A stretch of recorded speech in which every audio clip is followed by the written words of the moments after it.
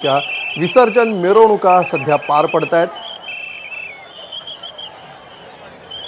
रात्रीचे 8:45 वाजलेले आहेत आणि इथून पुढचे काही तास मुंबईतल्या या मिरवणुका चालणार आहेत। पहाटेपर्यंत या मिरवणुका सुरू असतात आणि ज्या प्रकारे सध्या या मिरवणुकांचा वेग पाहता दरवर्षीप्रमाणेच सरासरी एवढा वेळ यंदाच्याही विसर्जन मिरवणुकीला लागेल असा अंदाज सध्या तरी वर्तवण्यात येतो आहे।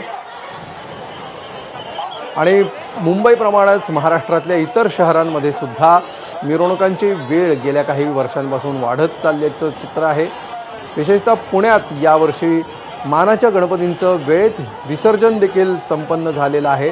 त्यामुळे दरवर्षी ज्याप्रमाणे या गणपतींच्या विसर्जनाला उशीर व्हायचा तो प्रकार यावर्षी जाणीवपूर्वक आणि नियोजनबद्धरित्या पुणेकरांनी टाळलेला आहे। त्यामुळे काही गणपतींचं तर नियोजित वेळेच्या अगोदर विसर्जन झालेलं आहे आणि आता मानाच्या सर्व गणपतींचं विसर्जन पार पडलेलं आहे। मुंबईमधल्या विसर्जन मिरवणुकीची सध्याची ही लाईव्ह दृश्य आपण पाहतो आहोत।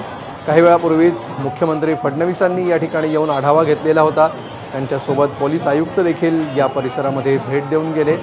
लालबागच्या राजाचं दृश्य सध्या आपण बघतो आहोत। लालबागच्या राजाच्या दर्शनासाठी सध्या मुंबईमध्ये नागरिकांनी प्रचंड मोठ्या संख्येने दरवर्षीप्रमाणेच गर्दी केलेली आहे आणि प्रत्येकाला दर्शन देत देत धीम्या पावलांनी हळूहळू लालबागच्या राजाची ही मिरवणूक गिरगावच्या दिशेने सरकते आहे। विसर्जन मिरवणुकीला मोठी गर्दी झालेली आहे। लालबागच्या राजाच्या ज्या मार्गावरून लालबागच्या राजाची ही मिरवणूक जाते त्या भागामध्ये सध्या प्रचंड गर्दी असल्याचं चित्र, मात्र तरीसुद्धा अत्यंत भावपूर्ण वातावरणामध्ये, भक्तिमय वातावरणामध्ये आणि तितक्या शिस्तबद्धरित्या ही मिरवणूक सुरू आहे। तर दुसरी दृश्य आहेत पुण्यातली, जी आपण उजवीकडे पाहतो आहोत स्क्रीनवर। काही वेळापूर्वीच या ठिकाणी दगडूशेठ हलवाई गणपतींचं देखील आगमन झालेलं होतं। त्यानंतर दगडूशेठ गणपतीची आरती देखील आपण पाहिली। पुण्यातल्या मिरवणुकीची खासियत म्हणजे देखाव्यांसह या मिरवणुका अलका टॉकीज चौकामध्ये दाखल होत असतात आणि त्यामुळे केवळ गणेश मूर्ती नव्हे तर त्या मूर्तीसोबत साकारलेले देखावे देखील रथामधून प्रवास करत असतात अगदी विसर्जनाच्या घाटापर्यंत आणि तेच पाहण्यासाठी पुणेकर मोठ्या संख्येने या विसर्जन मिरवणुकीमध्ये गर्दी करतायत।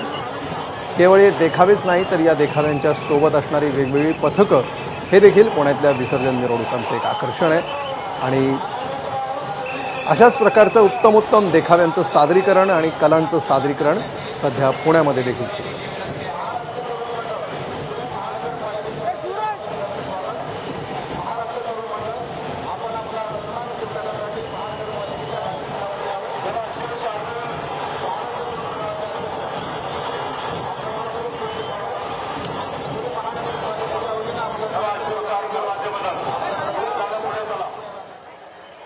तर या सगळ्या अपडेट्सवर आपली अशीच नजर राहील। एक छोटासा ब्रेक घेऊया, पाहत रहा।